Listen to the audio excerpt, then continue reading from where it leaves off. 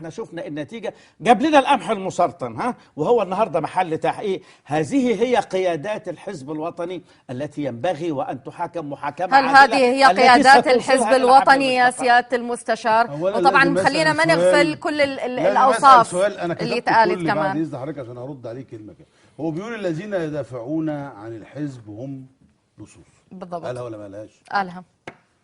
هو لا يعي ولا يعرف يحترم الحديث، ولا هو انسان مؤهل انه يتكلم عشان يسب الناس ويقول لهم انتوا لصوص. ده واضح ان هو جاي من بيئه كلها لصوص وكلها حراميه. لا دي قله ادب وسفاله. طيب. وانا ممكن اضربك بالجزمه. لا انا هقوم اديك دكتور بالجزمه. ده انا هقوم اضربك. طب انا بقى هوريك كده. انت راجل فاهم تعليل ادب. لو راجل سافل.